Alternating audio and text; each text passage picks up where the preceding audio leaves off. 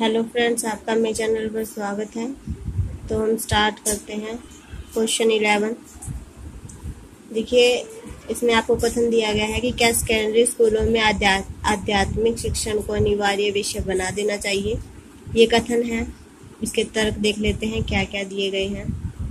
तो ये इसके तर्क दिए गए कि हाँ, यह छात्रों की इस बात में मदद करेगा कि वे अपने आप को एक संतुलित व्यक्ति के रूप में विकसित कर सकें।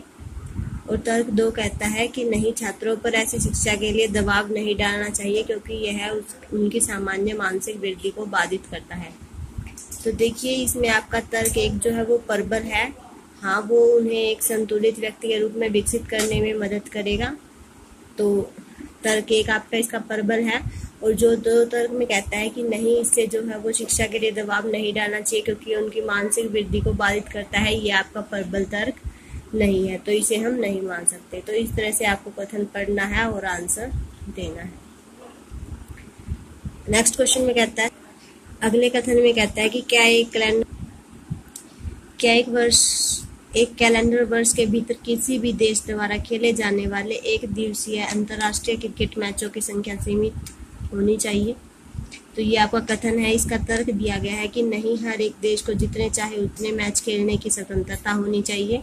और तर्क 2 दिया गया है कि हाँ, अन्यथा जो उच्च क्रम के खिलाड़ी हैं वो शीघ्र ही बर्बाद हो जाएंगे। तो इसमें आपका तर्क 2 जो है वो प्रबल दिखाई देता है क्योंकि अगर जितने चाहे उतने मैच खेलने की स्वतंत्रता होगी तो वो ठीक नहीं होगा, क्योंकि कोई भी काम हो वो आपका लिमिट में ही अच्छा लगता है, समयबद्ध होना चाहिए। तो इसलिए जो आपका तर्क 2 है वो प्रबल दिखाई देता है कि जो उच्च क्रम के खिलाड़ी हों, हाँ, अन्यथा जो उच्च क्रम के खिलाड़ी होंगे वो शीघ्र ही बर्बाद हो जाएंगे। उनकी जो सीमित संख्या है वो सीमित ही होनी चाहिए। नेक्स्ट क्वेश्चन कहता है कि क्या भारत में बड़े शहरों में घरेलू वस्तुएं बेचने वाली सभी छोटी दुकानें बंद कर देनी चाहिए। तर्क 1 में तो कहता है कि नहीं, इन छोटी दुकानों को चलाने में लगे सभी लोग बेकार हो जाएंगे और उनके पास आजीविका के लिए कमाई का कोई साधन नहीं रहेगा।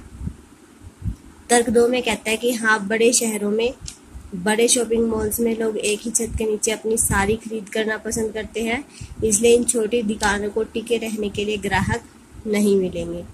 तो देखिए इसके लिए तर्क 1 जो है वो प्रबल दिखाई देता है कि जो छोटी दुकानें को चलाने वाले लोग हैं वो बेरोजगार भी हो जाएंगे और उनके पास कमाई का कोई साधन भी नहीं रहेगा। तो ये बात तर्क जो है वो प्रबल दिखाई देता है। और जो सेकंड तर्क दिया गया कि हाँ, बड़े शहरों में बड़े शॉपिंग मॉल्स में लोग एक ही छत के नीचे अपनी सारी खरीद करना पसंद करते हैं, इसलिए इन छोटी दुकानों को टिके रहने के लिए ग्राहक नहीं मिलेंगे, ये प्रबल नहीं है। क्योंकि जो कमजोर वर्ग के लोग होते हैं वो छोटी दुकानों से ही अपना सामान लेते हैं, तो ऐसा कुछ नहीं है, बल्कि जो छोटी दुकानों को चलाने वाले लोग हैं वो बेकार हो जाएंगे और आजीविका, उनके पास कमाई का कोई साधन नहीं रहेगा। 14 में कहता है, क्या सरकार को सभी प्राइवेट मेडिकल इंस्टीट्यूशनों के लिए सरकार द्वारा संचालित सामान्य प्रवेश परीक्षा में शामिल होना अनिवार्य कर देना चाहिए। तो तर्क 1 में तो कहता है कि नहीं, प्राइवेट इंस्टीट्यूटों को नौकरी हेतु अधिक उपयुक्त बनाने के लिए उन्हें अपनी स्वयं की प्रवेश नीति निर्धारित करने की छूट दी जानी चाहिए।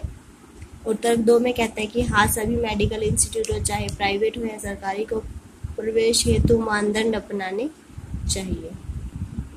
ये 14 में क्या कहा गया है कि क्या सरकार को सभी प्राइवेट मेडिकल इंस्टीट्यूटों के लिए सरकार द्वारा संचालित जो सामान्य प्रवेश परीक्षा में शामिल होना अनिवार्य कर देना चाहिए। और इस पर 2 तर्क दिए गए हैं। तर्क 1 तो दिया गया है कि नहीं, जो प्राइवेट इंस्टीट्यूट है उनको नौकरी हेतु अधिक उपयुक्त बनाने के लिए अपनी स्वयं की प्रवेश नीति निर्धारित करने की छूट दी जानी चाहिए। और दूसरे में कहता है कि हाँ, सभी मेडिकल इंस्टीट्यूट चाहे प्राइवेट और सरकारी प्रवेश हेतु मानदंड अपनाने चाहिए। तो तर्क 2 जो है वो प्रबल दिखाई देता है कि प्राइवेट हो या सरकारी, उन्हें मानदंड अपनाने चाहिए, क्योंकि जो प्राइवेट होते हैं वो तो कुछ एक अपनी नीतियों में बदलाव करके जो अयोग्य व्यक्ति होते हैं उन्हें भी प्रवेश दे सकते हैं।